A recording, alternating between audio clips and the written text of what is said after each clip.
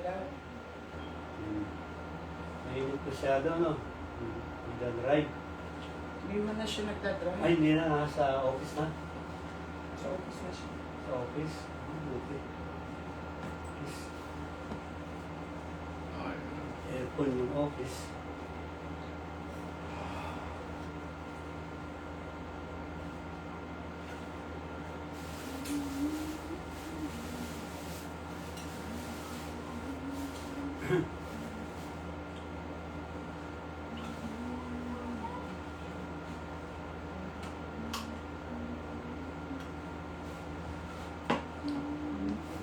Hindi na ako makita.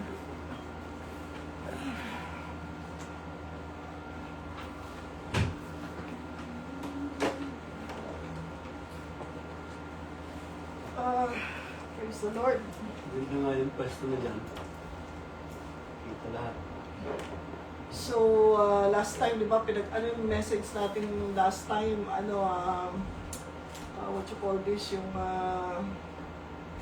victory through surrender. Pag-aralan natin yung paradox. Ano nga yung paradox? Dalawang conflicting statements. Paradoxical. Pero pag pinag-aralan mo, Opposite. meron palang lesson kung bakit yun nagiging paradox. So ngayon naman, pag-aaralan natin, strength made perfect In weak. through weakness. So again, parang magkabaliktad na naman to. Strength, weakness. No? So, People yan. yes, so pag-aaralan natin. Amen. Hallelujah. When Praise the I'm weak, Lord. then I'm strong. When I'm strong, then I'm weak. So, 2 Corinthians chapter 12 verse 9, but he said to me, my grace is sufficient for you, for my power is made perfect in weakness. Therefore, most gladly will I boast in my weaknesses, that the power of Christ may dwell in me. No? Sino ba nagsasalita? Paul. Si Paul. Anong sabi ni Paul? Ang Diyos ang nagsabi. So this was a direct, kumbaga, word from the Lord to him. Ano daw ang sabi niya? My grace is sufficient for you. Ano ba ang problema ni Paul dito? Di ba yung problema niya yung thorn in the flesh? Ano nyo ba yung thorn in the flesh? Yeah. So ngayon, sabi niya sa Panginoon, how many times siya na nagsasabi na tanggalin yung thorn in the flesh, pero hindi tinatanggal eh. Ang sagot ng Panginoon, my grace is sufficient for you, for my power is made perfect in your weaknesses. Kaya naman sabi ni Paul, therefore, dahil narinig niya yung word na yun sa Panginoon, therefore, most gladly will I boast in my weaknesses, that the power of Christ may dwell in me. So yun ang pag-aaralan natin. Sa verse 10, for the sake of Christ then, sabi niya, I am content with weaknesses, insults, hardships, persecutions, and calamities. For when I am weak, then I am strong. No? Ano daw? Weaknesses, insults. Pansinin niyo yung mga words na yan kasi yan ang na-encounter natin. Weaknesses, insults, hardships, persecutions, and calamities. For when I am weak, then I am strong. Sa isang translation, sabi niya, so I take pleasure in being feeble, in unkind words, in needs, in cruel attacks, in troubles, on account of Christ. For when I am weak, then I am strong. Bibigyan ko kayo ng iba-ibang translation para makuha niyo yung konteksto. Isa pang translation, therefore I accept weakness, mistreatment, hardship, persecution, and difficulty suffered for Christ.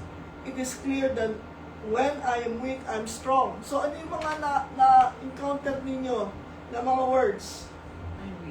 Weakness, mistreatment, hardship, persecution, difficulties, insults, ano pa? Sabi diyan, unkind words, cruel attacks, in troubles, being feeble, weaknesses, insults, hardships, persecutions, calamities. Ano mga napunan ninyo? Ha? Meron ba kayo na encounter na sickness? Mhm. Meron kayo na encounter na sickness? Sickness na. Asan dyan sa mga... Yung ako, sa personal, siyempre yun ang pagkakaintindi sinasabi ko. ko, meron ba kayo Ako dito, walang nakasabi dyan. Weaknesses, insults, hardships, persecutions, and calamities. Being feeble in unkind words, in needs, in cruel attacks, in troubles. Weakness, mistreatment, hardship, persecution, and difficulties. Yung sa mga sinabi ni Paul, meron bang sickness? Diyan, wala. Sinabi niya. Wala. Context. Although maraming tao nagsasabi na yung weakness na sinasabi ni Paul dito ay yung sakit. Sabi nga may sakit sa mata, hindi na makakita,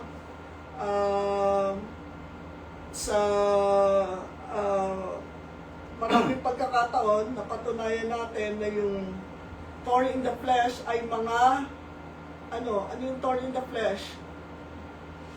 Mga tao. Nila sinabi ng Panginoon, yung mga kaaway ng Israel shall be like thorn in the flesh or pain in your neck. Diba? So, tatandaan natin yun kasi madalas i-equate lang natin ang weakness saan?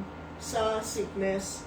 Pero sa maraming pagkakataon, pinapakita ni Apostol Pablo na hindi lang sicknesses yung dapat nating i-consider na weakness, kundi yung mga ginagawa ng tao sa atin. No? So, human weakness provides an opportunity for divine strength to be displayed. So, yun ang nagbibigay sa atin ng pagkakataon para makita natin ang kapangyarihan ng Diyos sa atin. Kasi nga, kung walang pagkakataon, bawa, lahat sa'yo, okay, paano papakita ng Diyos yung kapangyarihan niya? Madalas yun ang problema ng tao. Okay lang sa atin. Kaya sabi natin, hindi natin kailangan ng Panginoon. So, ang number one principle na dapat nating maintindihan, to be weak is not to be powerless. Dito sa sinasabi ni Paul, di ba? Sabi niya, when I am weak, I am strong. Therefore, to be weak is not to be powerless. And aside from that, we know that the power of God is at work within us. The power that raised Jesus from the dead is the same power that works in us. So, to be weak is not to be powerless. So, what does it mean? To be weak is to choose vulnerability over pride. Kasi nakita natin yung mga minention ni Paul, mga insults, mistreatments, kung ano-ano. Pag ayaw natin nun, that's pride. Ayaw natin na maging masubject tayo sa insult. Ayaw natin masubject tayo sa indifference ng tao. Eh, di ba, kahit saan pumunta si Paul, merong nagagalit sa kanya, may natutuwa sa kanya, may nare-revive dahil sa kanya, may nagre-rebelde dahil sa kanya. So, sabi niya, it's not to be powerless, but you choose vulnerability over pride. Kasi kung pride lang ang pairali natin, hindi na tayo mag-share ng salita ng Diyos. Kasi ayaw nating ma-reject. Ayaw nating mapahiya. No? So, to be weak is to trust God enough to endure ridicule or loss for the sake of a greater purpose. Yung tinuturo ni Paul. Na kahit na maraming tao nag-iinsulto sa kanya, nagmi-mistreat sa kanya, lahat, nagkakaroon ng riot kung nasaan siya. Pero sabi niya, he is trusting God for the sake of the greater purpose. Ano yung greater purpose? The gospel. The gospel is the greater purpose. Kaya nga tayo hindi nagsishare eh. Kasi hindi pa natin nakikita yung gospel as the greater purpose. Di ba? Kasi ang purpose natin is for our own selves madalas. Paano tayo kumita ng pera, paano tayo maging maganda sa tao, paano tayo magkakaroon ng maraming kaibigan. hindi natin na nakikita yung greater purpose. So, mas maigi na safe na lang tayo. Huwag tayong ma-open. Kasi yun ang ibig sabihin ng vulnerable open to attack. No? Pagka nagsalita ka pag nag-share ka, pwedeng may magalit sa'yo. Pwedeng, yung iba ka, nagkakaroon pa ng death threats dahil sa pagsalita na pakinggan ko isa, sabi niya, nung nagse-share siya, nakatanggap siya ng mga death threats. So, that's what happens, no? Ano ba yung weakness ni Paul? Sa mga nakita natin, his inability to extricate himself from those who reproached, persecuted, and caused him distress. Yun ang weakness. Hindi naman niya pwedeng sagutin ng insulto yung nang-insulto sa kanya. Hindi naman niya pwede siyang makipagsuntukan pag may gustong nagpato sa kanya. So, sabi niya, Lord, hindi ba mas magiging maluwag ang pagsishare ng gospel kung wala na itong mga to, yung parang nanggugulo sa akin, wala na itong mga nagre-reproach, nagpe-persecute, at nagkukos ng distress. Diba? Kung ang pagsishare lang ng gospel, walang consequence, kasi sa ibang bansa, makita ka lang may Bible, pwede kang hulihin, pwede kang patayin. So sabi ni Paul, hindi ba mas mapapabilis ang pagsishare ng gospel kung wala na lang itong mga to? Pero sabi ng Panginoon, in your weakness, in your inability to extricate, alisin mo yung sarili mo doon. His inability to extricate himself from those who reproached, persecuted, and caused him, sabi niya, in the middle of that situation, my grace is sufficient for you. Naintindihan natin? Di ba? Extricate? Ha? Ano po? Anong meaning ng extricate? Extricate yung tanggalin mo yung sarili mo.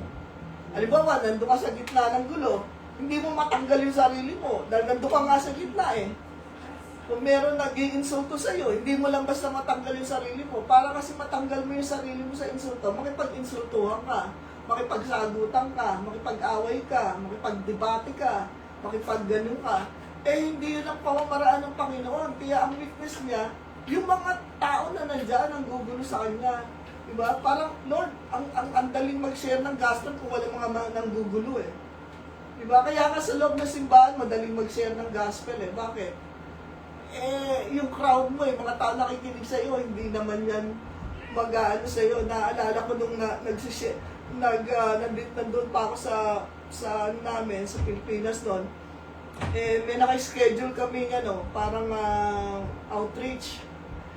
Siyempre, nung ni-schedule namin yung outreach, matagal na. Nung dumating yung araw ng outreach, nagkataon na, championship ng basketball. Nandun kami sa gitna ng neighborhood. Nagsishare ako ng gospel, binabato kami kasi yung aming microphone, nakaka-interfere doon sa basketball, di ba? So, di ba, ang dali mag-share ng gospel ko, katulad nito, mag-share ako sa inyo ng gospel, ang dali-dali. Bakit? Wala namang sa akin, makikipagtalo rito Wala namang magpe-persecute sa akin dito. So, yun ang weakness ni Paul. Nakakuha ba natin ang pinaka-istorya? Hindi niya sinasabi yung sakit, kung hindi itong mga tao na nagre-reproach sa kanya.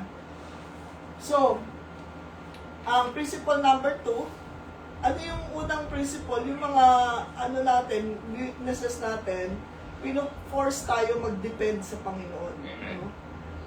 Ito, yung second 2 pala, ang weaknesses natin force us to depend on God. No? Bakit ganon? Bakit force? Pinupersa tayo, wala kang ibang recourse Kaya persado ka. Hindi mo pwedeng sabihin na encouragement lang, no? Yung una nating principle, to be weak is not to be powerless. Kasi nga, alam natin na ang Diyos nandyan. No? Ngayon, sabi doon, persado tayong dumipende sa Diyos. Kung nakatira ka sa isang lugar, katulad dun sa mga walang-wala talaga, walang access sa medicine, walang access, kunyari nakatira ka sa bundok, persado ka talagang dumipende sa Panginoon Yeah. Persado ka kasi sino ang didependihan mo? Wala. So kahit na ayaw mo, mapupersa ka.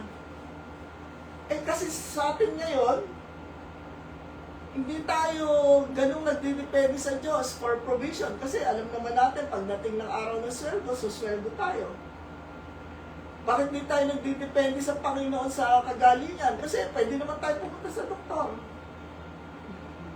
Bakit tayo hindi nagdidepende sa Diyos sa mga bagay na nag-ano? Kasi katulad nito, yung weakness ni Paul, hindi natin weakness yun. Kasi ang weakness niya, yung laging may mga tao umuupo sa kanya eh. Opo, Eh, sa kanya. Umuupo, so, di ba? Kaya nga sabi ko, nasa si Paul, pwedeng may riot o may revival eh. Ay, kailangan pa nga siyang ilaglag sa ibaba mula sa building, sa basket. So, maraming bagay na na-encounter si Paul. Marami siyang persecution. Pero lahat ng yon, it made him depend on God. Kaya tayo, pagka alam natin na kaya natin, hindi tayo didepende sa Diyos. Kaya naman. Pumunta ka sa mga bansa na hindi kasing unlad ng Amerika, pupwesto sila. Like for instance, nung nagpapasarap sa Pilipinas, natutunan kong gumawa ng mga first aid na mga medicine. Kasi yung mga tao wala eh. Pupunta ka doon para mag-minister ka sa kanila. So, yung mga first aid na pwede namin nag-feeding program kami sa kung wala kaming pondo, yung isang kasama namin na nutritionist. Gumawa ng mga burger, gawa sa puso ng saging. Ibig sabihin, magdidepende ka talaga sa Panginoon. Kung hindi nandiyan na i-provide ng Lord, gagawin mo yun. Pero dito, di tayo nakaka-encounter ng ganun. Diba? So, sabi sa Psalm 28 verse 7, "The Lord is my strength and my shield. My heart trusts in Him and I was helped. Therefore, my heart leaps for joy. I will praise Him with my song." So, napakahalaga na maintindihan natin yon. Hallelujah. Praise the Lord. Sa ano daw ang Panginoon? The Lord is my strength And my son. and my shield. My heart trusts in Him and I was helped. So, lahat ng nagtitiwala sa Diyos, natutulungan niya. At pag natulungan tayo ng Diyos, therefore, we will praise Him. We will leap for joy. Ano ba ang source of strength natin? Kasi tingin nyo source of strength natin. Ha? Ano ang source of strength natin? Si Lord. Si Lord. Kasi sabi niya, when I am weak, He is my strength. For I am weak, there I am strong. Where I am strong, there I am When I weak. am lost, He is our guide. Paradoxic. Yeah.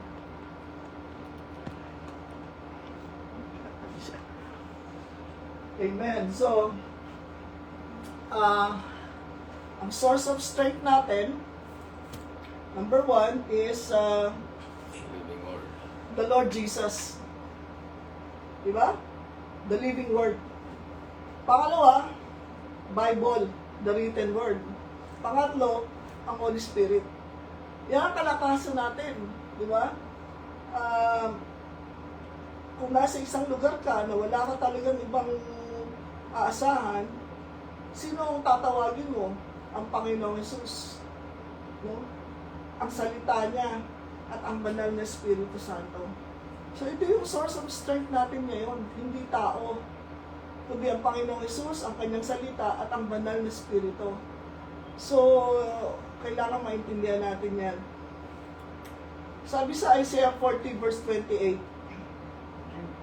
"Don't you know, haven't you heard?" Di mo ba narinig? Di mo ba nalaman? The Lord is the everlasting God.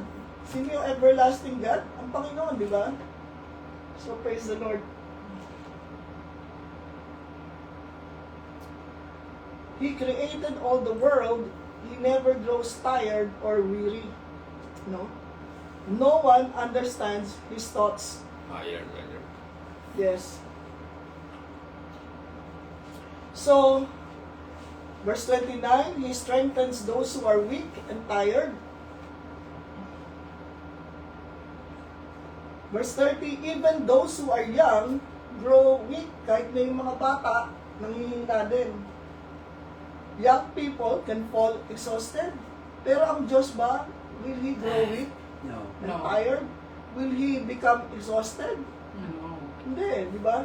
Yun ang ano ng Panginoon. And then, verse 31, but those who trust in the Lord for help will find their strength renewed. They will rise on wings like eagles. They will run and not get weary. They will walk and not grow weak. So, ano yung principle number 3? Ano yung number 1? To be weak is not to be powerless. Number 2, our weaknesses force us to depend on God. Number 3, perfect strength is when we walk in God's way. Pagka tayo ay nasa pamamaraan ng Panginoon, nasa kalooban ng Panginoon, andun yung perfect strength. Sabi nga, ano raw? My strength is made perfect in your weakness. When you are weak, then you are strong. So, yun ang maaasahan natin. And of course, hanggat hindi tayo nalalagay dun sa isang sitwasyon na kailangan mong maranasan yung perfect strength ng Panginoon, hindi mo yan makukuha. For instance, kung hindi ka nakaranas ng pagkakasakit, di ba? Mahirap kang dumipende sa Panginoon. Kaya nga yung mga bagay na nangyayari sa atin, it makes us truly put our trust in God. Pero kung nandiyan ka lang sa sarili mo, nakadepende ka lang sa sarili mo, hindi mangyayari yun. No? So, 2 Samuel 22 verse 33, God is my strength and power, and He makes my way perfect. No? Sino ang strength and power natin? Si God. Ang Panginoon. Amen. Amen. So, ang crucifixion po ni Jesus is the ultimate display of strength made perfect through weakness. Paano? Paano niyo masasabi yan? Nakikita natin si Jesus, no? He was, kumbaga, the example of complete weakness and helplessness. Pero, it is the ultimate display of strength. Anong paliwanag mo dyan? Yeah, because He took all our infirmities and limitations. Oo. Ano pa?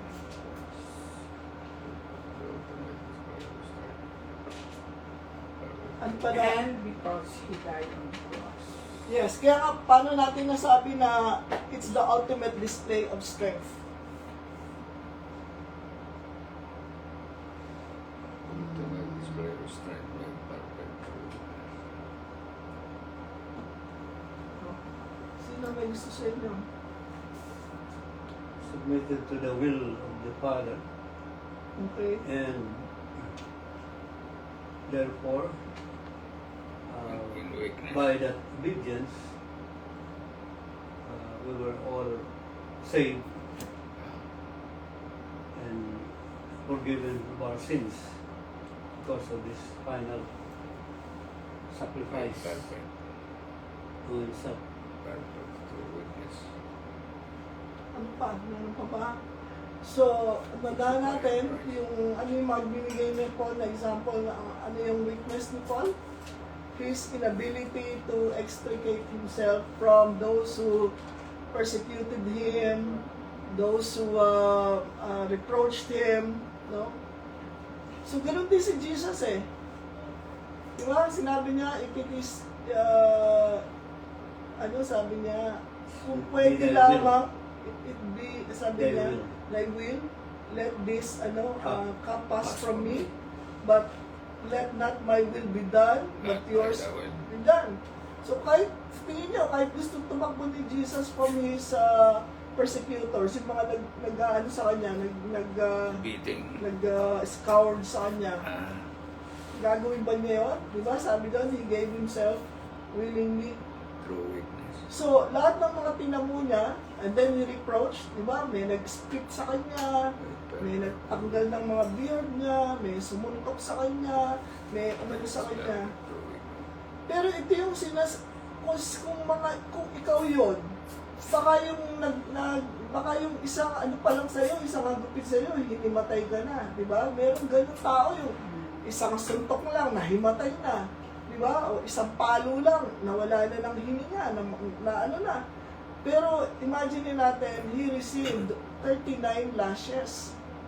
So alam mo na kung si Jesus, hindi talaga siya binigyan ng strength ng Panginoon, he would have died right there. Pero hindi, ano dadaanan niya yung pinaka-painful death of crucifixion. Di ba? So, ano mo na, tapos every step of the way to Golgotha, tama, ano? With the weight of the cross, baka tayo mga 3 hakbang pa lang hinimatay na rin tayo. Di ba? So, but you know that the ultimate display of strength in Jesus, yung having to go through the cross, no? The long suffering of Christ is my salvation. Of course, yeah. So kaya na dito pinapakita na kung yung nakita natin kay Jesus in his all his weaknesses, lahat ng weaknesses na yon, whether physical, emotional, di ba? Dinadaanan ni Jesus lahat yan. Dinadaanan niya lahat yan, pero alam niya na ginagawa niya ang kalooban ng Panginoon, kaya meron din siyang lakas na mangyari yon. Amen. Diba? Kaya nga sabi, who for the joy set before him endured the cross, even death on the cross. So there was something that's talagang nagbibigay lakas sa kanya para matapos niya yun, magampanan niya yun. So ganun din sa atin, kahit na anong papagawa sa atin ng Panginoon o ano man ang pinagdadaanan natin, in all our weaknesses, whether physical, emotional, ano pa man yan, God will make a way for us to experience His strength. Di ba? At pag nagkaroon ka lang ng kunwari, lagay mo na lang sa sakit. Oh. Diba? Sabi ko, in all my lifetime, by the grace of God, 2 beses ako na-hospital. Nung una, sa Pilipinas, because of acute gastroenteritis. Dahil napakain ako ng singkamas at saka bagoong na binili sa labas. Pagkain ko, talagang dinala ako sa ospital, hinang-hina ka. Dahil nga sa gastroenteritis ano yan, sumusuka ka, dumudumi ka, lahat, talagang dehydrated ka na. Very weak ka dyan, kaya doon ko nga naranasan na, hindi pa ba kayo matatapos ng katatanong sa akin, yung mga, alam mo na, kinukuha naman ng information, di ba? That happened a long time ago, at yung pangalawa, doon sa COVID. No? Sa COVID, pagpasok ko pa lang, tinignan ako, sabi sa akin ng doktor, your heart, your lungs, your kidneys, ano pa isang vital organ natin? Lungs, liver, your heart, lungs, liver, and kidneys, badly affected. Badly affected. So, nung sabi ko, lumabas ako ng ospital, ang feeling ko 100 years old na ako. Dahil 100 years old, kasi parang hinang-hina ka pa rin, pero gusto ko nang lumabas. Kasi the longer you stay na hospital, mas lalo mo nararamdaman yung ano mo, di ba? Sakit mo. So, lumakad ka, ito lang naman yung kotse, si Alexa sumundo sa akin, para gumawa ko ng, kasi naka-wheelchair ako nung nilabas to make the few steps to the car. Weak Hindi ka makalakad ng gusto. But anyway, can you imagine that compared dito sa ginawa, sa naranasan ng Panginoong Jesucristo? Kaya yung iba sa atin, hindi natin masyadong i-imagine at nare-realize yung hirap ng Panginoon. Dehydrated siya, di naman siya pinainom. Mula nung hinuli siya, di siya pinainom. Pinahagupit siya, hindi siya kumain. Dugo lumalabas sa katawan niya. Pero paano pa siya umabot doon sa krus para matupad ang kalooban ng Panginoon? at matuloy ang salvation natin. Di ba?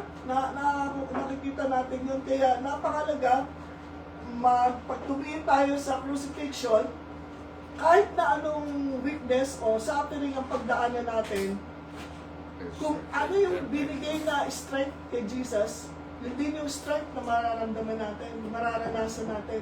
Kaya kahit na ano yung pinagdadaanan mo, know that the power of God is at work in you. Strength made perfect. Yes, in your weakness is my strength made perfect. Pero kung wala kang weakness, paano ipa-perfect ng Lord yung weakness, ang strength niya sa'yo?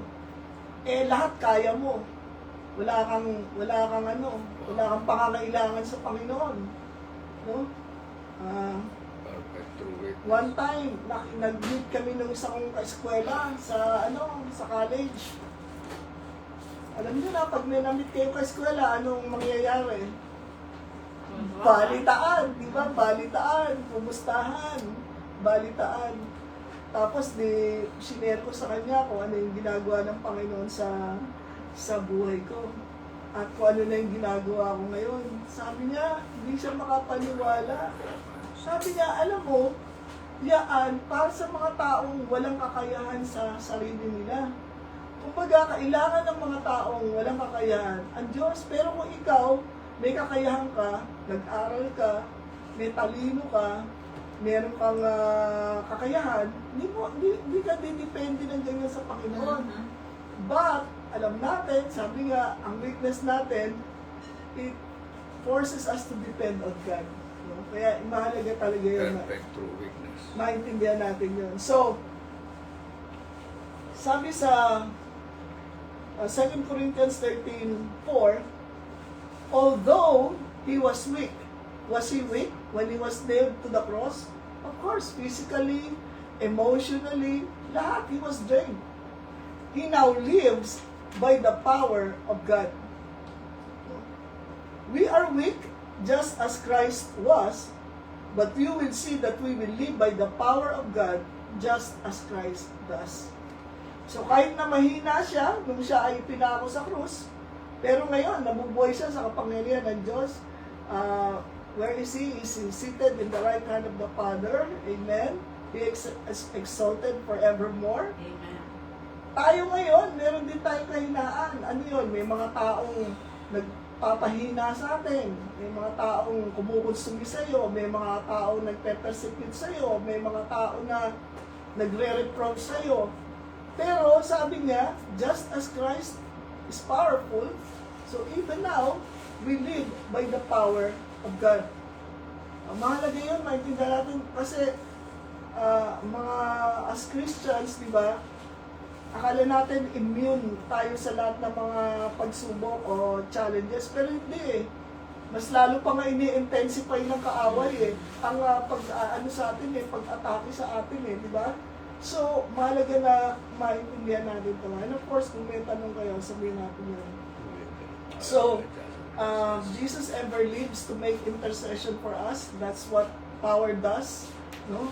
Pwede ka lang naman manalangin para sa ibang tao kung ikaw na alam mo na meron kang kalakasan. Ibig sabihin, ang panalangin mo hindi lang lagi para sa sarili mo, kundi para din sa ibang tao. Amen? And, ano ba? So, makita natin yung paradox ng weakness, di ba? In our weakness is the strength made perfect. So, kahit ano pa yan, yung weaknesses na yan, God is able to make us strong. No? Hindi tayo dapat panghinaan ng loob, kundi dapat tayo lalo magtiwala. Lalo na yun tayo na nandito na sa mga, sabi nga natin, habang nagkakaedad ka, nakakaranas ka ng maraming physical challenges, minsan pati emotional challenges, but God is able to make us strong again. So, yun po yung kagandahan ng salita ng Diyos. Ano po ba? Meron ba kayo gusto idagdag o itanong? Naintindihan ba natin yung mensahe o ano? sabi ni Paul, my grace, sabi ng Panginoon kay Paul, my grace is sufficient Yes. in your weakness. Yeah. So, sabi ng Panginoon, sapat na yung grace niya kay Paul na can go through all those persecutions, reproach, dahil yung grace ng Panginoon is powerful and more than enough to see Him through sa lahat ng mga naharap niyang mga riots and reproach and persecutions. Yes. Kaya nga, no, 3 times he begged the Lord to remove it. Remove niya yung mga weaknesses na yun. Yung weakness niya ay hindi physical. Ang weakness niya ay mga tao. Di ba tayo din naranasan natin yan? Yung mga weakness natin, mga tao eh. Yeah, that's true. Sabi nga ng isang sino ba talaga ang ng pinakamalaking cause ng stress mo sa buhay? Yung mga kasama mo. Ano mo? Sa mag-asawa, pinakamalaking stress, yung asawa kaysa anak. Akala mo yung anak ang pinakamalaking stress mo eh. Hindi, yung asawa mo, pinakamalaking stress sa buhay mo. Totoo yan. Yan ang sinasabi. May stress ka ba? May stress ka sa kapitbahay for a while. Pero hindi na. Ang malaking stress sa kasama mo sa bahay.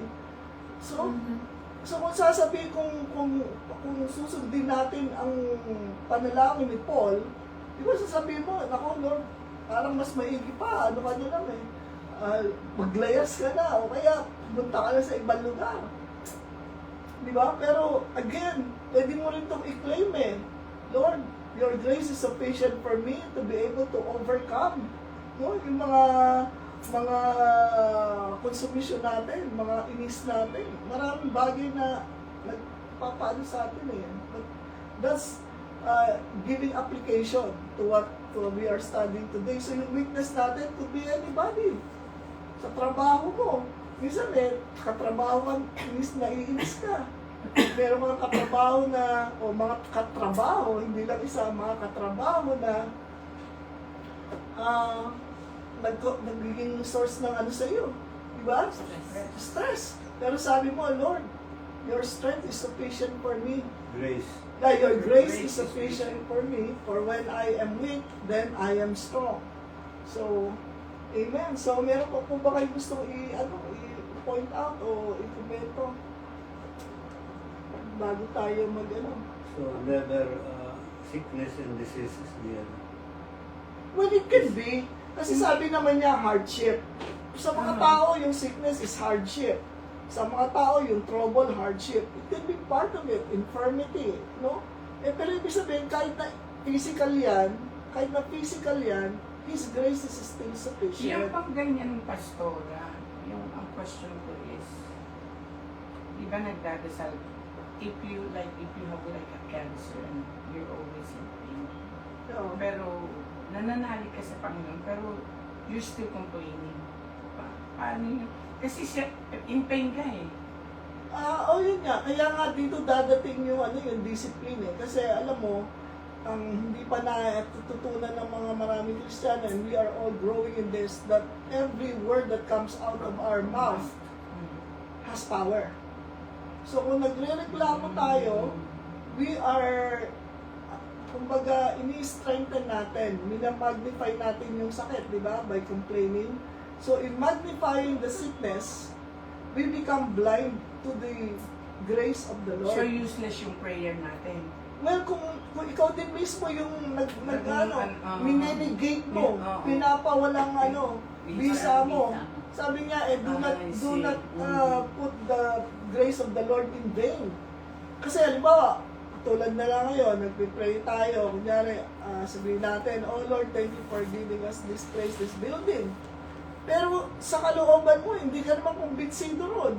So therefore, mag-iisip ka, nako, kaya ba namin yan? Kaya gano'n. Hindi gano'n ang faith. Ang faith is 100% ka doon sa pangako ng Diyos, doon sa salita ng Diyos, na kahit ano, sabi, you are fully persuaded. Kaya sa healing, example ko na nga lang, yung nanay ni Joel Austin, yung testimony niya nasa internet, basahin ninyo. Gumagapang na lang eh. Dahil sabi niya wala na magagawa. Gusto siya ilagay na sa hospice. Sabi naman ni Pastor John Austin, yung asawa niya, hindi, iuwi na lang namin. Wala na palang magagawa ang medisina, wala na magagawa ang doktor. Uwi na lang. So inuwi siya. Gumagapang na nga lang eh. Pero kahit gumagapang siya, she was confessing the word of God. Until one day, cancer-free. Nauna pang namatay yung asawa niya kaysa Praise the sa Lord. kanya. Kakamatay lang ni Dodie Austin kailan lang. 90 plus years old na yata. So, ibig sabihin, pagkalimbawa, by the stripes of Jesus, I am healed. Tapos mamaya naman, ano ba yan? Bakit ganito? Ganyan, yan. Hindi, kahit na nga, sabi ko nga, gumagapang ka na, kahit na nararamdaman mo na yung sakit, kahit na yung ano mo, sabi ko nga sa yung pinakamahirap na naranasan ko. Every 30 minutes, idadapa ka, naka-oxygen ka, for 30 minutes, imagine mo yun. COVID. Idadapa ako, dahil kailangan, kasi may pneumonia ka double pneumonia ka so kailangan idapa ka. Imagine mo yung nakadapa ka, tapos may oxygen ka, tapos mayroong aswero sa dalawang kamay. I mean, anong klaseng ano yan? Anong mararamdaman mo dyan? Pwedeng mag-complain ka, pwedeng mag-ano ka, pero kahit na ganun yung ano ko, I was declaring the word of God. Dinirecite ko yung Psalm 23, nire-recite ko yung Psalm 91, Psalm 103, nire-recite ko. Talagang, even if hindi ka na makapagsalita, why? Because you are holding on to the word of God. Pero yung isang narinig ko, ano sabi niya, Lord, kung ganito rin lang kahirap, kunin mo na ako. May narinig ako ba? Diba? Kung ganito rin lang, Lord, kunin mo na ako. So, ibig sabihin, it's are you standing on the word of God? Kasi my grace is sufficient for you. Kahit na for 30 minutes na ganun ka, alam mo na, ang grace ng Lord nandyan, working in your life. Sabi ko nga, nung dinadaan kami sa mga examination, sa ano na, i-hold mo naman to, ito naman, hindi ka na naka-oxygen, i-hold mo naman yung breath mo. Hanggang sabihin ng doktor na,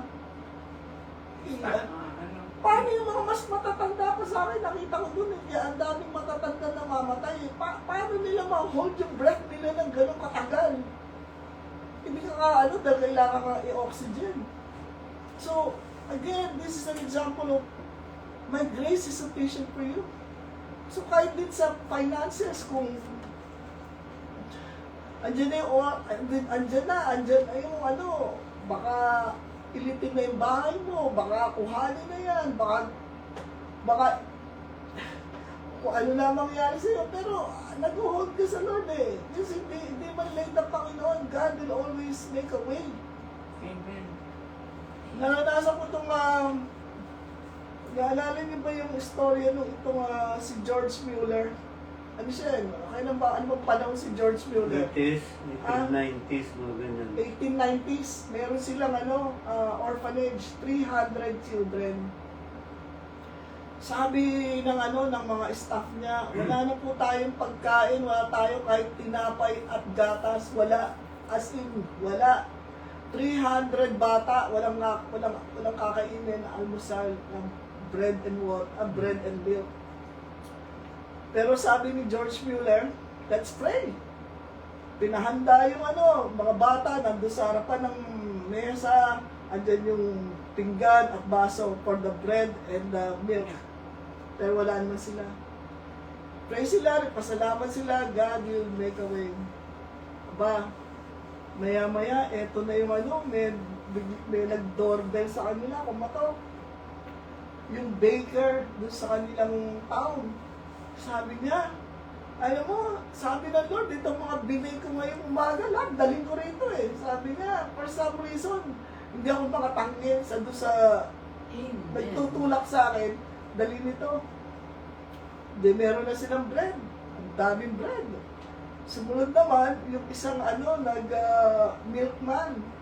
Sabi niya, ang dami kong dalang gatas, pero yung mga dinadalang ko, hindi nagsikuha, masisira lang lahat ito. Sabi niya, kaya ito ibibigay ko dito sa orphanage. Pero bakit nangyari yon?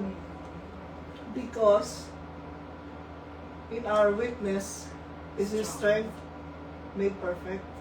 Yan ang lesson natin. Strength made perfect through weakness. Right. Sa lahat, pagka meron tayong weakness, masalamat tayo sa Panginoon kasi di ba it's a way for us to bless us. No? Kaya nasa sakit ka, pag hindi natin naturuan yung bibig natin na to agree with God. Ang tawag dyan, homolohia. Meaning sa homo, the same. Homolohia. Sa parang homologos. Yun ang ibig sabihin nun. Homo, logos, word. Homo, same word. Pag yung salita mo, hindi pareho doon sa pananampalataya mo o sa salita ng Diyos, paano kinukontra mo? May sakit. Sabi mo, I am healed. Tapos, Lord, ito yung sakit na to. Ito ganyan. O kaya, Lord, salamat po sa provision nyo, pero ito, nagre-reklamo ka, wala kang pera, ganito, ganyan. Kinukontra mo yung sarili mo.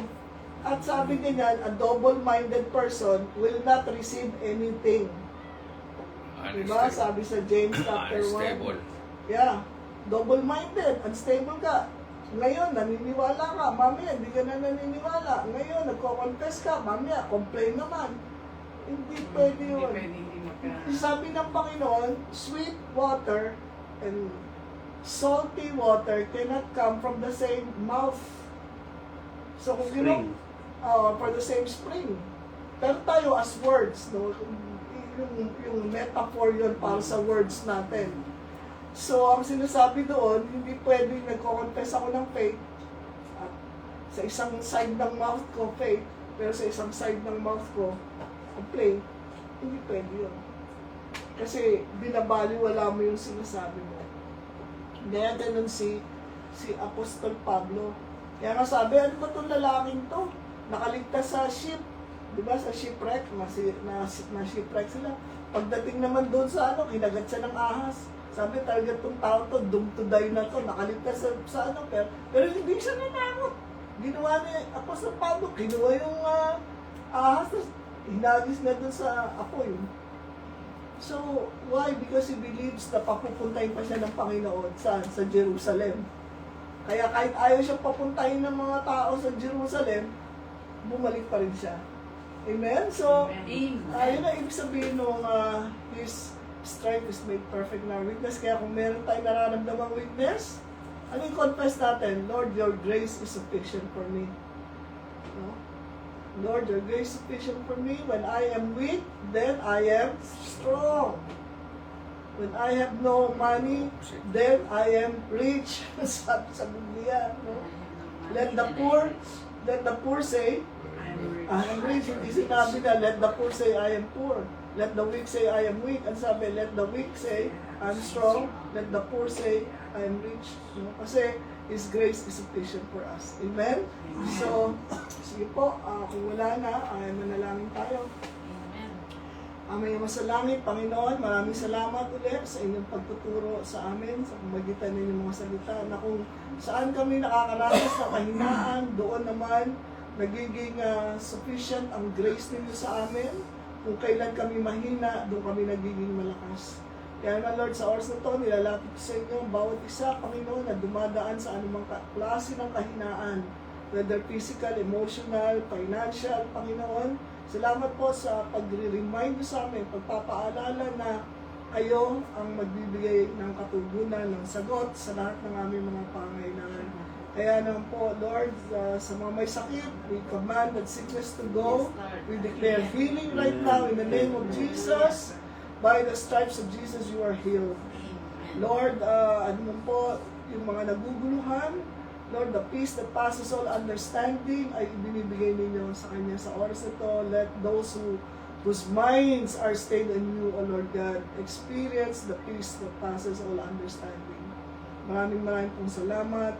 Palain niyo po ang bawat isa, mga nakikinig, Panginoon, maging malakas sa kanilang pananampalataya sa inyo, Panginoon, at patuloy kaming lumakad sa tagumpay na ibinigay ninyo sa amin sa pamagitan ni Kristo. Thank you. Ito po ang aming panalangin sa pangalan ni Jesus. Amen. Thank you, Lord. Amen. Thank you, Lord.